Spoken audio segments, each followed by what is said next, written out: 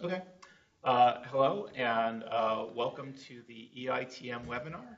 For those of you watching live, we're going to have about a 10 or 15 minute presentation, and then we'll have time for questions. For those of you watching on tape, you don't get to ask questions. My name is Arthur Lupia, and I'm Rocío Titiunik. I am the oldest EITM PI. Rocío is the newest, and so you have visual evidence of the positive evolution of the project. So I'd like to start with just a little PowerPoint explaining what EITM is and what we're doing this year. Okay, so we're the hosts today, and before we continue, I want to thank people who helped put this together. Frank Kalin, who's doing our tech, Lauren Guggenheim, who does everything behind the scenes to make it work, and Catherine Allen West, who helped us with the PR. EITM, if you haven't been involved with the project before, there's a lot of stories about what it is. I can give you one story. It's not really about literature reviews. So this year, it will be held in Ann Arbor. It will be 3 weeks long. We bring a whole cohort in together. Everybody spends the whole 3 weeks. And we don't talk a lot about literature reviews. We talk about research design. And in particular, we talk about how the decisions you make in terms of what to study and how to categorize it, how to analyze it, and how to interpret it affects the outcomes and the consequences that your research can have. The reason that it's important to do this is because a lot of us are studying real problems. We're motivated by big challenges or vulnerable populations, and the idea is, can the work that we're doing be effective, and how effective can it be? Our aspiration is to clarify the value and challenges of methodologically integrated research and very rigorous research, where we take seriously the idea of measurement and inference and causality. And our goal is to help everyone who comes to an EITM Summer Institute and everyone with whom we interact later on produce more effective and valuable research. Our emphasis is somewhat asymmetric. EITM, we don't do everything. So we look at empirical implications of theoretical models. So regardless of what people are doing, there's some sort of theory underlying it. So we have some focus on formal models, and that's where we'll start, with some focus on game theory, also agent-based models. Another just kind of ways to structure your thought at the beginning of a study. And then empirical implications that can include many types of things. Large N statistical studies were the thing that we were focused on when EITM started in 2001. But now we're interested in all different types of things, including experiments, studies of networks, and so forth.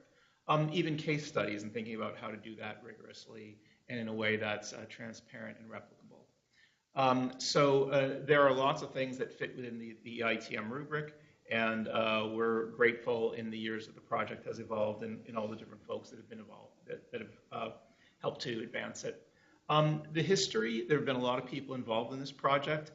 It started with some conversations around the turn of the century between folks who are leading the political science program at NSF, Jim Granato and Frank Scioli, and also Richard McKelvey, who was really a pioneer in thinking about how to do rigorous formal work, but also to think about statistically what were responsible ways to use statistics. The initial PIs of the project, which really started officially in 2002, were John Aldrich of Duke University, Jim Alt of Harvard, Henry Brady at Berkeley, and Rob Francis at the University of Michigan. Over the years, we've had a lot of people help out as PIs. You see a list of them there. Scott Ashworth from Chicago, Kathy Bond from UCLA, Ethan Bueno de Mesquita from the University of Chicago, Brandis Keynes-Roan, and Adam Meyerowitz from Princeton, and Elizabeth Gerber from Michigan. In my opinion, the leadership team we have now is really exciting and very forward-looking. The current PIs are Rocío, myself, Scott DeMarchi from Duke, Sean Gelmard from Berkeley, and Maggie Penn, who's currently at the University of Chicago. The project owes its continuance to the support and guidance of the National Science Foundation. Currently, the head of the Social and Behavioral Science Directorate at NSF is Faye Lomax Cook, and she's done so much for the social sciences in that position. And Brian Humes is the program director for political science, and he's been very supportive, both in providing money, but also giving us advice about how to improve the effectiveness of the program. What you don't often see on the website are the amazing folks we have that make sure everything works. And so it's Alexandra Cooper at Duke, Lauren Guggenheim at Michigan, Ann Powers, who has just joined the team, and Eva Sato from Berkeley. So that's our team. Now, a little bit about why we do this. Again, just try to put a big picture. So why does EITM matter? In the social sciences, there are a lot of big problems that are the reason folks fund our work. There are children in school. There are children who live in desperate situations. There are children who aspire to be entrepreneurs one day. And a lot of the questions are, how do the institutions that they interact with serving them, and could they serve them more effectively and efficiently? Across the social sciences, people work on problems like that. But a question is, how much do we know about what we're telling these agencies? How good is the scholarship? How reliable is it? How much is it something that people should actually rely on? So we have professors of all kinds doing different types of research, trying to rigorously, using different types of data and different ways of thinking about causality and inference, give the best possible advice to these institutions. And in some cases, the advice that we give are actually used outside of universities to improve quality of life for individuals, families, communities, and improve the effectiveness and efficiency of companies. So, the lifeblood of the social sciences is not just the work we do, but the impact that it has. So one way to describe what we do in the social sciences is to provide clarity, to help people see how to achieve their objectives more effectively. And again, this is used to provide security in many countries. The social sciences are used to improve health outcomes through helping think about how to organize hospitals, things like procurement, and even ideas like how doctors hear patients and what types of surveys you might want to write, what types of questionnaires you might want to write to learn more about the diagnoses or what patients are telling you. In terms of infrastructure, it's one thing to build a building or a bridge or a system of roads, but if you don't have a good idea of how people are going to use it or how people might change their behavior once you build new things, you can spend a lot of money and a lot of human effort on projects that are of little use. Fields like economics, psychology, sociology, political science can really, when used in the right place, can help us spend money efficiently. And then, of course, there's education, where we are both educators, and we try to help people educate others more effectively. The amazing thing is how broad the spread of social science can be. What you're seeing on the screen right now is Elinor Ostrom. A lot of the older folks amongst us knew Elinor Ostrom. She was the first woman to win the Nobel Prize in economics. Still maybe the only one, is that right? I'm not sure. Okay. But she was a political scientist, did amazing work on sort of the tragedy of the commons and public goods. And her work not only advanced scholarship, but it changed how communities and organizations around the world try to provide critical services to their populations. So clarity is the thing. Even through complexity, she did very rigorous work. Clarity is the thing that she provided. And today that work is used by so many people, both international organizations like the World Bank and the UN, but also domestic agencies like the Department of Justice, Department of Defense, and Homeland Security rely critically on the social sciences. So that's the good news, but there are some questions. Right? And the questions are, what can we trust? Because we live in an era where many people make claims about social phenomena, and some of them are self-serving, and some of them are false, and some of them have numbers and graphs attached to them. And so a lot of people are asking questions about, what should we believe? Those questions extend to government agencies where, to provide critical services, there is a question about, should we pay for research, and if so, who should we pay for it, and should we trust what comes out? Moreover, there's concerns that sometimes scientists may just want to make fancy claims because it draws attention to themselves, and folks who pay for things like the NSF want to know, are you actually conducting research in a way that provides maximum value? People like Representative Lamar Smith of Texas regularly ask questions about whether NSF, for example, is funding research that's in the greatest interest. One way to address this question is to talk about the reliability of what we do and the rigor of what we do, and the idea that the way we collect data and draw inferences from it is actually not about our desires, but is about a way to produce results that when they leave our hands are still true, when they are looked at by other people can be replicated. When science has those attributes, its potential power is quite different. So one undercurrent of current conversations about science funding is it's not entitlement, it's something we have to earn on a daily basis if we want governments to support universities and grants. And EITM is a project that I think helps people conduct the type of research that is worthy of both public support and all the stakeholders who depend on us to try and improve their quality of life. So if we think about, what's the value of social science research, one way to answer this question is that it's a source of credible and legitimate evaluations. That is, if we follow the scientific method, are very rigorous in terms of how we enumerate things, analyze, categorize, interpret, and so forth, we are giving other people reasons to believe the conclusions we're drawing, even when they don't really want to hear them. Sometimes you tell people that they're not being efficient. That's not the first thing they want to hear. But if you can demonstrate that your methodology is really valid, and it gives people more of a reason to look at that, take it seriously. So an action item is that all of us every day in academics have an opportunity to improve the discipline's credibility, and that's a key motive for the EITM project, helping people, particularly young people, at the beginning of their careers figure out some things that they can do.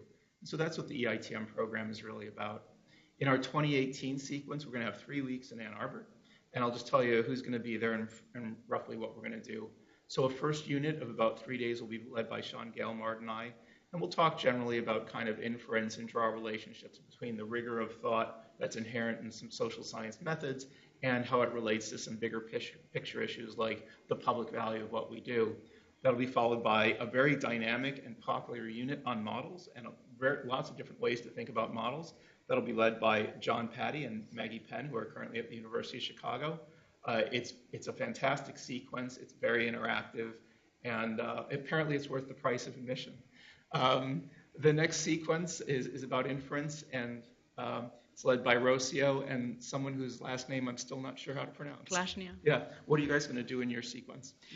We are going to talk about how to integrate the idea of causal inference and the potential outcomes framework with trying to tie that with testing claims that are coming from theoretical models. Yeah, this is very exciting to have Rocío on the PI team and to make these types of things. This is a critical rethinking, not just of how we've done statistical inference, but how we think about everything. Yeah, I think, anyways, I'm biased, but it's going to be great. We'll follow that with, then the 4th of July happens, so there will be fireworks. We have them in Ann Arbor. And then for the next 2 days, we're going to have scholars coming in doing one-day units on topics in which they're very interested, where they think rigorously. Walter Mebane of the University of Michigan, and Emily Ritter, who's moving. So now I can't remember where she's moving, so she'll be at a new institution in the fall. I don't remember what it is, but she's awesome, and they're both going to do one-day units. We'll have our weekend, then we come back for the final week. And we're going to have Scott DeMarchi of Duke and Arthur Sperling. Is Arthur at Harvard, or is he? He's at NYU. NYU, okay. So they're going to talk about very large N inference. So you can think about big data. They have very different views on this issue, and so I didn't say the word cage match, but it's what I'm thinking. And but again, they're both very engaging, and I think we'll all learn a lot from the different ways you can think about this. And then we're going to have a team of people come in and talk about advances in kind of rigor and inference in the qualitative field. Colin Ellman from Syracuse will join us. Colin was a leader in the transparency movement with respect to qualitative work. He also runs the qualitative data archive at Syracuse. Alan Jacobs at the University of British Columbia, who, in my opinion, is just one of the sort of most interesting thinkers sort of in any subfield in political science, and he's got great ideas, I think, about inference and qualitative works.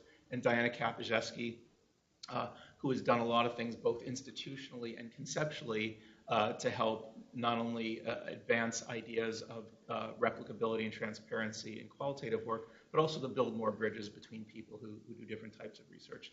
So that's our group, and then on the last day we'll have a bigger session kind of about professional futures, how people get published, career advice, and so forth.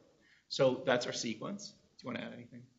No. Sorry, yeah, I'm sort of blabbing here. I promise I'll be quiet in a second. I wouldn't dare. So there are just a few more things. Your time at EITM, it's about us helping you it's us helping you do the types of research that will help other people make better choices.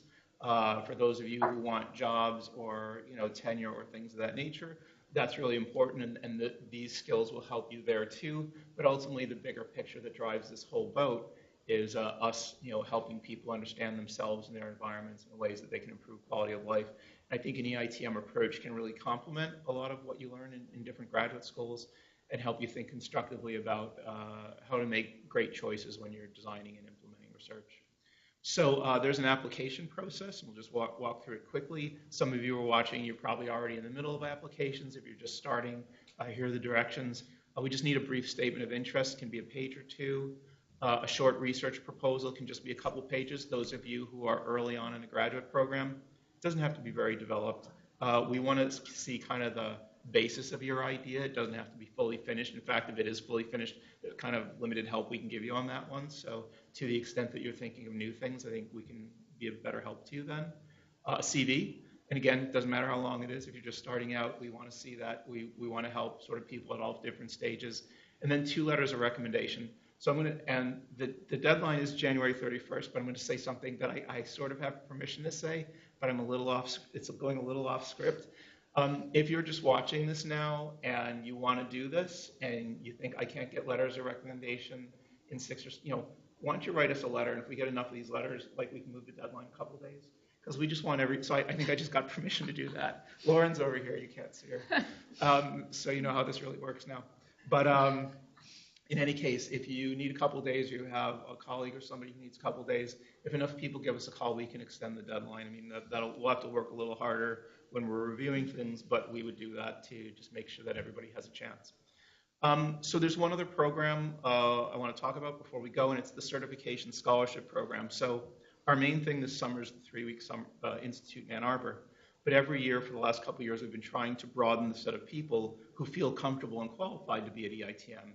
And we know that some graduate departments don't offer all the classes in modeling or statistical inference or sort of causality that you might want before you come here. So we offer a scholarship for people who are interested in EITM and who want to attend in a future year to go to the ICPSR Summer Institute. So it's an additional program. It's not the same as the Summer Institute. And if you fill out an application, we will give you free tuition to take up to 4 classes. The classes, I think, are like 5 or 6 weeks long at the ICPSR Summer Institute. So we've been really looking, particularly if you're at an institution that maybe isn't always affiliated with EITM, maybe you're not known for being the hot place in methods or whatever, but you want to do it, this program is to help you, to give you that opportunity. So the application involves a letter of interest, and again, it's talking about your research and how it links into the EITM project. You need to look at the ICPSR Summer Institute website and look at classes and tell us what classes you'd want to take. There are classes that we are interested in supporting, so if you look on the EITM website at the description of this the scholarship program, you can see the broad sets of classes that we're happy to support, and then 3 recommendation letters. Again, the deadline is January 31st here, but if enough of you are interested in this and you need a couple extra days, let us know and we'll change it, because it's up to us. So thank you for indulging me on that monologue. And now I'm going to be quiet for a moment and see if Rocío wants to correct anything I said or improve it, or if you have questions. Let's open to questions. Okay. All right. So how do I see questions here? Would it be under chat? Yeah, under chat. All right. So I'll send you a test. So I know there are attendees, and so hello. This is funny. If I could find their names in a couple minutes, I could call on them, right? We could do cold calling. It'd be horrible. I'm not going to do that. I can cheat. Yeah. All right. Oh, Cranky Frankie. No. Chat is now open. That's you. Okay. Just met last year. All right. So we will hang out for a couple minutes, and if you have questions, great. And if not, we will entertain ourselves by going back to work. That's correct. But it's a great program we've had. If you want to look at the EITM website, can they see that? Yes. Yeah, that's the EITM 2018 website, and you can see you can read bios of all the folks who are going to be teaching there this summer. In addition to the faculty, we also have mentors and residents. We have 2 of them this summer. They're both it's Daniel McElvey, who's at SUNY Binghamton, and Christina Kinane, who's here. They both have a lot of different experiences, both having been in graduate programs and having spent serious time outside of graduate programs, doing academic work and work for various types of clients. And They're very generous, very thoughtful, and they're going to be great MFRs. And we have our first question. It's from Christine Slaughter. Hi, Christine. Should you feel discouraged from applying if you do not have methodological training in formal modeling? So thank you for asking that question. So here's the blunt truth. There is an asymmetry in the people who apply. More people have training in statistics than they do in modeling. So if you don't have that much training in modeling, this is what we do. We don't assume you know a lot, and for people who feel uncomfortable, on the first night of EITM, we'll do it this year, Sean, Gail, Martin, and I run a primer. And it's like a 3-hour primer on game theory. And to the extent that you haven't had the experience, it should allow you to kind of understand the rest of what we're talking about. There'll be maybe higher end stuff that might be, at least you'll know like why we're talking about it. But we do that. And sometimes the primer goes so well that we do it for a second night. And I will say it sounds like a long day, but we always bring pizza. So I guess 2 years ago we did it for 2 nights. We went to Duke and we did it for 3 hours. And then, everybody's kind of tired. So okay, we'll stop here and we'll talk more about perfect Bayesian equilibrium or something tomorrow. So everybody came back, we got more pizza, and we did that. So again, if you come in with stronger training in statistics than in formal modeling, you're going to be just like pretty much everybody else. Okay, so thank you, Christine. And the second question is the same question. Yeah. So I'm sorry, Sang Mi. So I hope that's how to pronounce your name. Thank you so much for coming by. It doesn't require background in formal theory. Again, being interested in it, being sort of open to questions about it, like that's really the requirement. And we do have a game theory primer the first day. The game theory primer, I should just say, it doesn't involve, it's more conceptual. So I typically lead it, and there are lots of kind of examples. And my sense, we can, if you go on the EITM website, you can see there's a thing called an evaluation. We evaluated our first 15 years. And in that, we have the comments of everybody who talked about the prior years of the program. And you can see people who've been in a situation just like yours, where you came in without a lot of game theory. And I think the general idea is people come out saying, okay, I got something really valuable out of this.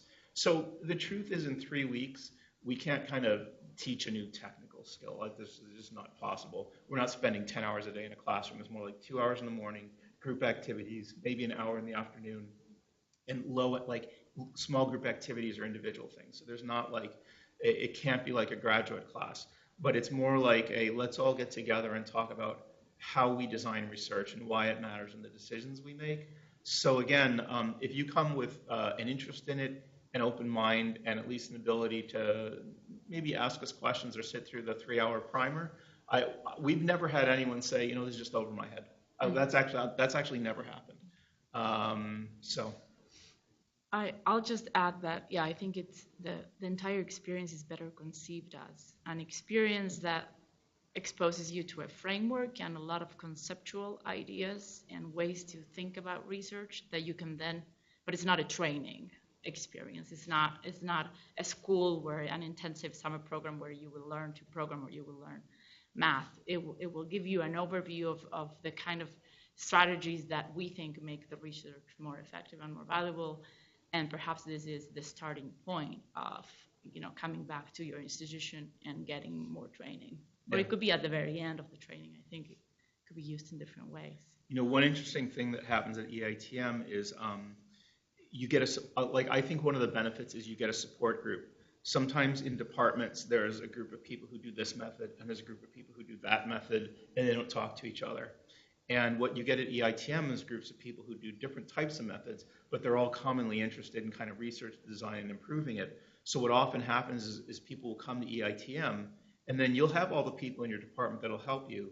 But now you have this additional support group. So if you look on Facebook, I don't know if these are open, but it's very common for the 2017 cohort or the 2016 cohort to keep in touch, to have a Facebook group or something. A lot of them end up co-authoring and things of that nature. If I go to the APS meeting or the Midwest meeting, I often see them in clusters, right? Just kind of reconvening and talking about stuff. So to the extent that you want to do work that's a little out of the box because maybe it's more rigorous than people in your department are doing, or it pairs methods in a way that people in your department aren't really doing, EITM provides a support group for you to at least work out those ideas. And I know when I was really young and I was trying to do things that, certain people were telling me, you can't color outside the lines, but I really wanted to.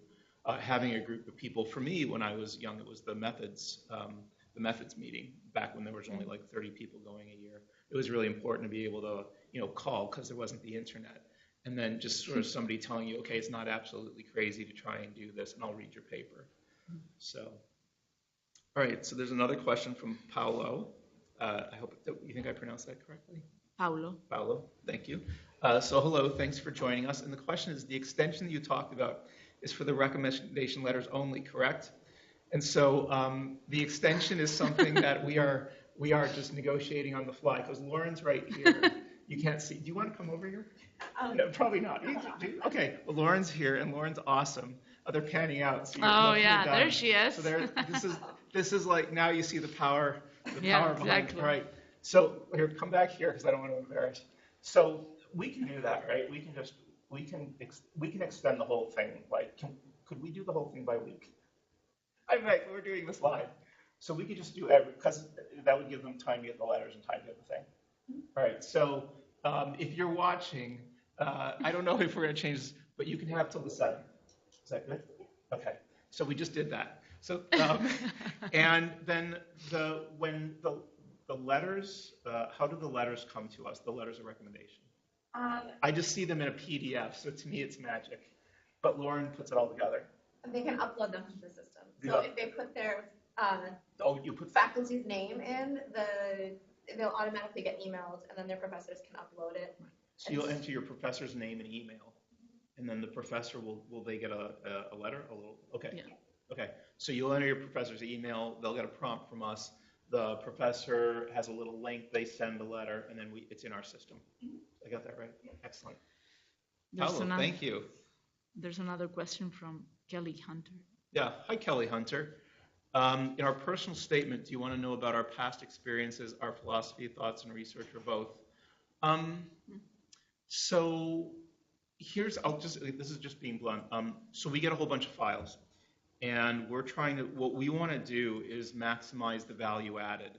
So to the extent that you can tell us how your experiences, your research interests, your philosophy, or whatever, if you can tell us the way that spending 3 weeks at EITM could help you advance whatever journey you're on, and that journey is one where your scientific work can kind of help other people advance the field, advance society. If your narrative is if you're pretty thoughtful about how we can do that, and of course, like if you haven't done it, it's hard to know. So the idea is tell us what you're about, tell us the types of things you think you need to take the next step to achieve whatever aspirations you have. And then, to the extent that you can learn a little bit about the project, I think that's why it can help. I think, just in my opinion, that's the type of narrative that we're like, okay, that's a person, if we bring them here, like they can help so many people. Because ultimately this isn't about us, it's about you, and what we were interested in is multiplier effects. So if you have research interests and a background such that, taking what you know, combining it with what we can offer you, you leave more able, more empowered, more effective. That's what we want. All right. Arcan is thanking us for the extension. Thank you. Yes. Awesome. Yeah, no, yeah.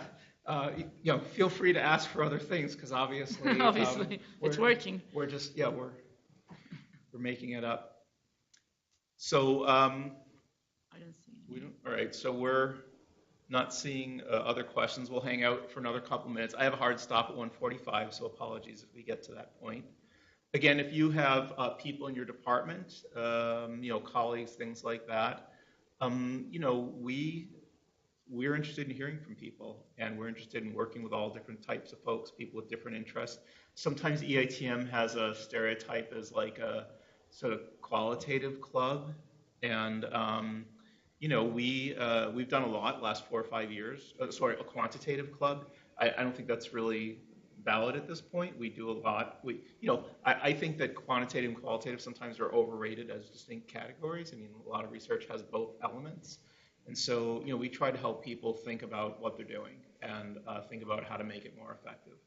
So anyways, if you think of yourself as not entirely quantitative, we are interested to speak with you.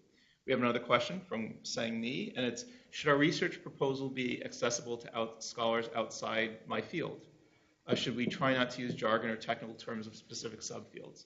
The proposal will be reviewed by the PIs.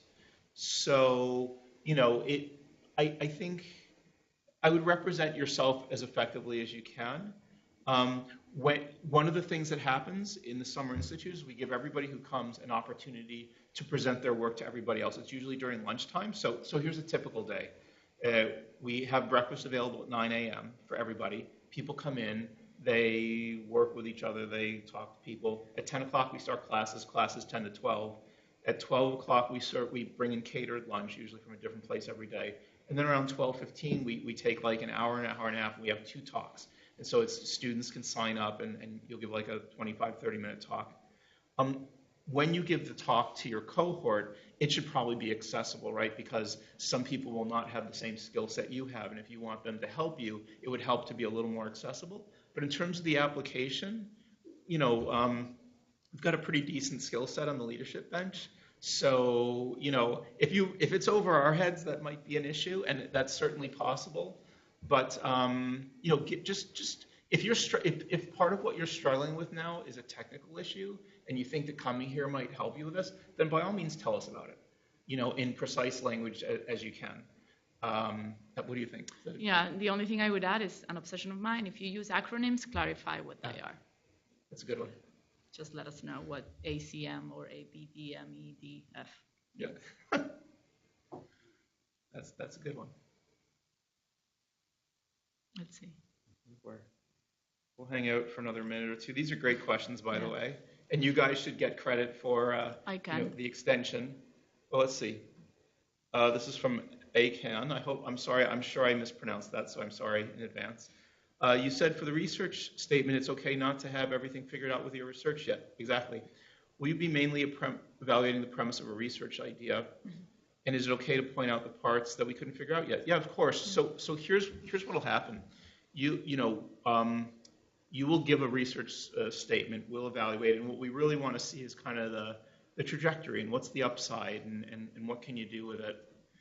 When you get here, we have 3 to 4 hours of class time a day, but we have like 8 to 9 hours of being in the same place a day, and the rest of the time is the ability to talk with your cohort, the mentors and residents, and the faculty that are coming through. You've seen we're going to have like 15, 20 people here. I don't know, it's 15 people in 3 weeks. The opportunity to have either one-on-one or small group conversations about whatever issue you have. So, I think the value added for us comes from you not knowing, right? You wondering how would you do this and being prepared to hear different ideas. A lot of people who attend are quite rigorous, so you might get some advice that you don't want, but you will get it. So I think there's nothing wrong with, pointing out, look, I'm stuck right here. I have this aspiration, but right now I'm stuck here, and I think that being at EITM could really help me think of paths to the aspiration that I have. That we're totally about that. That would be great. This is from Christine. Should proposals include citations and references to previous studies? I think it's just good practice, to help us understand how you're relating to a literature. It may be, maybe not for the proposal review so much, but if we were to engage with you at some point, I find that if somebody sends me a paper in a literature I don't know, but they send me references, and I can go back and see how people in that discipline or field or debate are talking to one another, it can give me a little bit of clarity or maybe better analogies where I can come back to you and say, well, have you tried this? Have you tried that? So I think citations and references are generally a good idea. Tracy. Yeah, do you want to?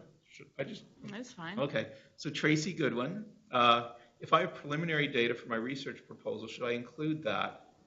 Or is it more important to focus on the ideas, theory, and implications? That's an interesting question. Data would be, I think technically, I'm looking at Lauren again, could they attach data? I think, isn't she referring to results or no? Well, if I have preliminary data. So if they're preliminary results, then yeah. Yeah. So that's totally on board. If it was data, sometimes people are asking for data in publications, I suppose. But yeah, so we could handle it. We probably, Just to be honest, the way that our review process goes, we probably wouldn't. We might look at raw data, but it'd be hard to do. I guess what I would say is I suggest that you spend more time articulating what research question is of interest to you and what answering that question involves in terms of argument, theory, research, design, access to data, linking those two, and trying to articulate that and then being clear about where that it's presenting challenges. That would be more important, and placing that into a broader literature or a broader problem in the discipline or outside of the discipline, interdisciplinary, I don't care. That articulating that, I think, would be more important than providing, these are my results, or providing an extensive literature review. Also, I think it would prepare you better to interact with the faculty that will be coming through. These are great people who will be here, and they won't have unlimited time to listen to an hour-long exposition of, your problem. So it should be distilled in your mind, and I think well posed and articulated. What are you doing? What are the crucial steps from, this moment? Awesome. Tracy. Yeah, she meant results. Yep. Okay. Yeah, totally. That would be totally appropriate. So thanks for asking that. I was just thinking of one other thing that we haven't mentioned. I don't know if you've looked at the website and you've seen the financials, but if you're accepted, we pay for everything. I think if you're international, I don't know if there's a limit, but we pay for your airfare. You come here, we have a place for you to live. Your meals, we provide some, and then ones we don't provide, do they get a little stipend? They get a per diem. And then are there any limits on the travel? Usually there's a limit, but it's a fairly high limit. Yeah, the limit's really high, so it really... not really high, but it should be enough for a domestic ticket for most places. Okay, so if you're flying in domestically, we make the reservations, right? Through our travel agent. Through our travel agent, so we have it. Ann Arbor is about 20 minutes from the Detroit airport, so there's a lot of flights in and out of there, a lot of them nonstop. So our team is great at getting you a good flight, them a good airfare. If you're international, we always have a couple international students a year. If it costs lots and lots of money to fly you from a place, we might want to talk about cost sharing, but that's really the only circumstance where we wouldn't cover everything. So, when you come here, we want you to be able to focus on advancing your research and not on how you're going to pay for things. Yeah, we also don't want people who don't have access to resources to be prevented from attending. So. And Ann Arbor in the summer is quite beautiful. It is. During the weeks of EITM, there's a place about 2 blocks from where we're having the conference where they have free music every night, and a lot of concerts and stuff like that. And if you're into the outdoors, you can rent canoes nearby, and there's a lot of, if you're a foodie, there's a lot of that stuff. It's not New York, but there's enough of it for what you can typically afford on graduate student or even assistant professor, right? There's a lot of it. It's a lot of fun. Yeah. So it's a good place to be in the summer. It is. All right, we'll give these are great questions. We have a few more minutes, 3 or 4 minutes, 5 minutes. Yeah.